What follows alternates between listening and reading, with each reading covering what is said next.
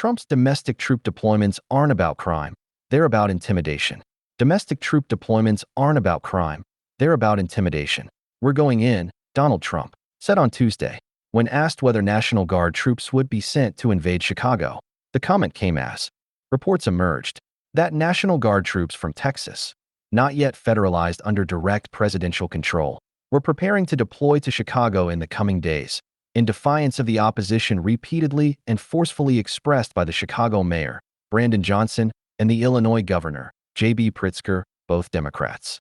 The White House and the president's allies have claimed that the deployment is a response to violent crime in Chicago. This is a lie.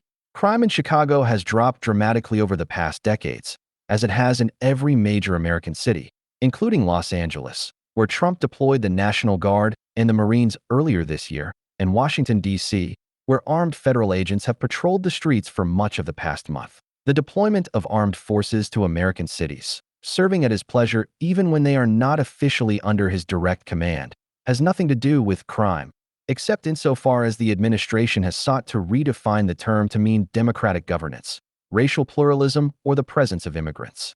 There is no violent crime in Chicago or in any of these cities that federal troops can be usefully deployed to quell. Instead, the federal agents who will probably invade Chicago in the coming days are there to serve a very different purpose.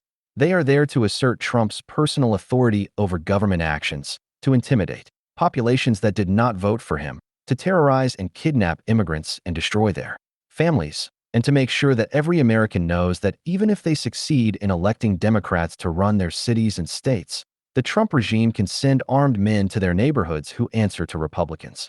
As Trump expands his military occupation of opposition-controlled cities, the chances of a violent confrontation between armed agents of the regime and ordinary Americans rise dramatically. American city dwellers have not yet been terrified into silent submission. Many of us still retain the self-respect that has been engendered by a lifetime of democratic citizenship. These people will inevitably and righteously protest the Trump administration's incursions. They will shout with outrage when they see their neighbors dragged into vans by masked men. They will jeer and mock the jackboots sent to terrorize them.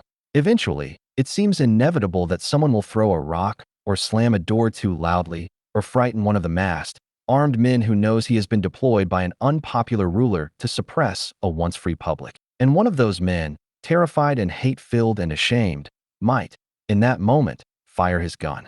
By sending troops into cities that do not support him, the Trump administration, assembling kindling in neat stacks around a frayed and fragile civic peace. They are pouring lighter fluid and lighting a match. They are hoping for a conflagration that will provide an excuse for even more brutality. It seems almost naive to ask if any of this is legal. The Supreme Court has made it clear that the president, or at least this president, has virtually no limits on his authority under conditions of an emergency. That no emergency is in evidence in Chicago or any of the other opposition-controlled cities that Trump-aligned forces are invading is irrelevant. An emergency, like a crime, can be whatever Trump wants it to be.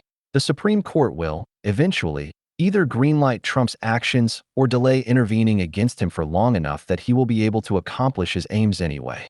But lower courts are showing more willingness to check Trump's more flagrantly illegal conduct, at least temporarily. In California on Tuesday, a court ruled that Trump's deployment of the Marines and the federalized California National Guard into Los Angeles earlier this year violated the Posse Comitatus Act, an 1878 law that prohibits the use of federal armed services to enforce domestic law. But in Chicago, the Trump administration is trying a workaround. According to Pritzker, the troops that are amassing are unfederalized members of the Texas National Guard, technically under the command of Greg Abbott, the governor, though unambiguously serving the president's aims.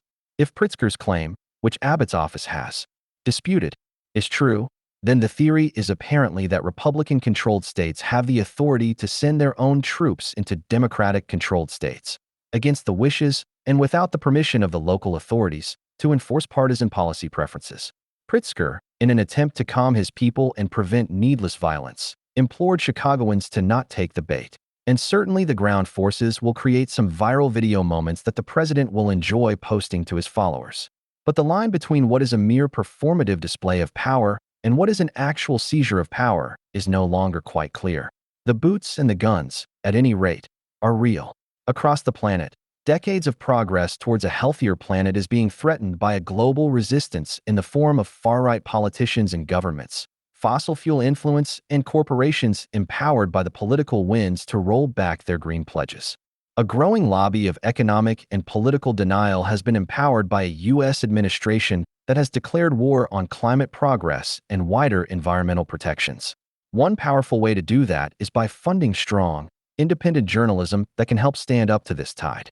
The Guardian doesn't bow to political pressure, and we don't take advertising from fossil fuel companies. Our work is funded by readers just like you. For our annual environment support campaign, we are asking 40,000 readers to back our journalism with a one-off or recurring amount.